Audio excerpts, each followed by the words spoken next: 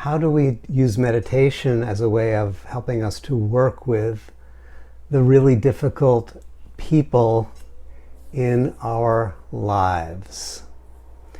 First, we begin with a recognition, which is that when we're on the path of awakening, we're going to continue to meet two kinds of beings, two kinds of people. One we can call allies, the others we can call adversaries. And these are features, they're not bugs. They're features of the awakening path. We know, obviously, it's easy to love the allies because they appreciate us, what we're up to. They see our beauty. And it's harder to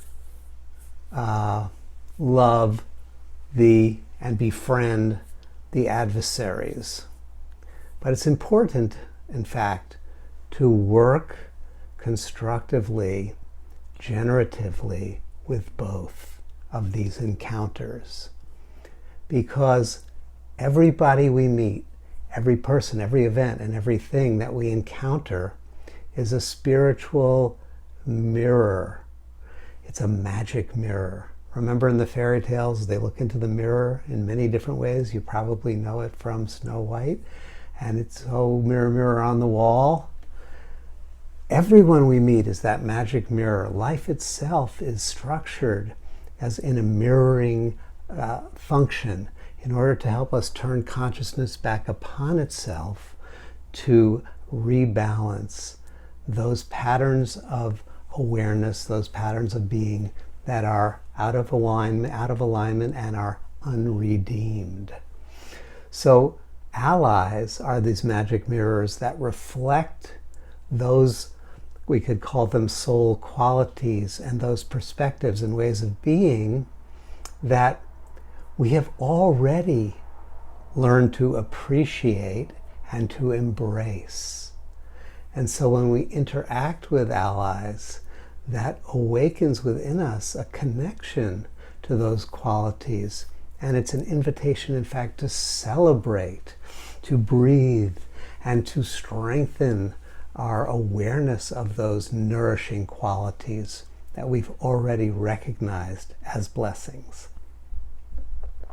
Adversaries are magic mirrors, and they reflect to us qualities of being, qualities of soul, and perspectives that we have yet to fully appreciate, embrace, and integrate. And so when we interact with these adversaries, it's like life's way of reminding us to expand the horizon of our awareness, open our perceptions, and begin to include what is most vulnerable and what is most unintegrated, unredeemed within us. And as we integrate these unredeemed dimensions of our own soul, these memory tracks that are locked into adversarial structures, as we liberate those, we're able to more powerfully and more playfully, more lovingly engage with adversaries and with everything else in our life. So these unintegrated perspectives and qualities, these energies are within us. We're not denying that there's people, events, and things out in the world. What the mystic is pointing to, what the meditative mind is inviting us to, is to recognize that the reactivity, the contraction, the tensions to those people, events, and things is arising from within and calling us to do the inner work. And that's a lovely thing, because we actually don't need to schedule a meeting with the adversary in order to do this work. We're already able to meet them where they reside, in our memory tracks, in the soul. So here's how to do this. The first thing is to create some space, some time and space that's devoted and dedicated to cultivating this new relationship with the adversary. So 10 minutes of sacred uninterrupted time where you can settle your body then into a comfortable meditative pose, remembering Patanjali's Yoga Sutras, and the instruction for the meditative pose is that it has two qualities. Sthira, it's a quality of strength. So there's a backbone that we are supported by when we're in the meditative pose, and sukha, which is like the word sucrose or sugar, it's a sweetness. So there's a strength and there's a sweetness to the physiology, to the neurology as we begin the meditative practice. And we'll need both. So then what we do is we press the trigger within, which means we bring up the memory track of an adversary, focusing perhaps on their image, maybe remembering an event or a voice tone that they used. And we're doing this in an experimental, a controlled experiment. You're bringing up the memory track, you're dialing up the image, you're dialing up the tonality just enough in order to generate some sense of inner reactivity, not to throw you off completely, but just to generate the beginnings of that contractive response.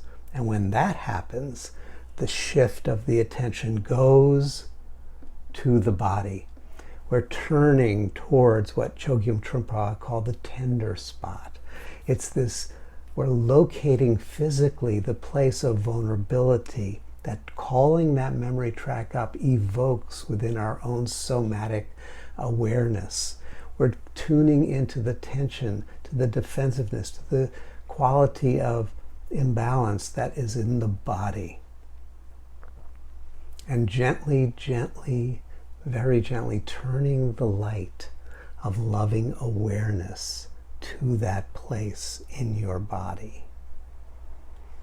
And breathing in this way as you breathe in, making contact and feeling the sensations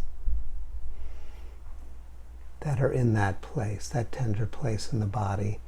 And as you breathe out, sending a wave of gentle acceptance and blessing into that pattern. It's an in-breath, making contact, and with an out-breath, it's like you're sending the winds of loving awareness, a breath of change, a breath of connection and blessing into that place within the body. Breath by breath, making contact and blessing. And as this occurs, it's possible for emotions, memories, other associated memory tracks to arise. And this brings us to the next instruction, which is to greet whatever arises as a friend, to invite it in other words. It's Rumi's guest house. Many travelers may arise, invite them in, because this is primarily not a practice of improving. It's not a practice of fixing. It's not even a practice of what we often think of as transforming, which is usually a subtle form of manipulation. It's more about connecting, deep acceptance, from which blessing naturally arises. And so this is that process, with each breath connecting and blessing, exploring what it's like to open the channel of blessing and to open the receptivity of blessing in that very spot where somatically that memory track has been encoded. And you can do this for as long as is comfortable, and when you're done, you have a sense of completion, not like it's over and check the box. It's just done for now, because it's the party of connection. The party will continue the next time we sit down if you wish to. So you sit quietly after you're done, just for a moment or two, to breathe and to rebalance and reintegrate, and to allow what has been woken up and blessed to become an integral part of the mandala of your being. And then you move into your daily life. We move back into life with the awareness that we're going to meet allies and adversaries. And that we've done this inner work not so much to change them out there, but rather to meet those inner patterns with blessing and to invite them to integration. And as we move out into our life with sensitivity to those tender places in the body, we become more and more attuned to how those inner energies, those inner vulnerabilities are present in daily life, so that when we encounter challenges and we feel them beginning to activate, they're whispering to us from the soul, the whisper, please bring loving awareness here. Please bring it here into this pattern. And we can pause, we can take a breath, we can excuse ourselves from the meeting, we can take a gentle walk, and it can happen as quickly as with a breath. I was on a phone call today and doing some work, and I felt this tension rising, this anxiety, and I just turned, oh yes, there you are, and connecting with the breath, sending blessing with the breath, to include that quality and that energy and to allow it to guide me into a sense of deeper presence as I continued with the work conversation. Because through this process of practice, our relationship with adversaries will change.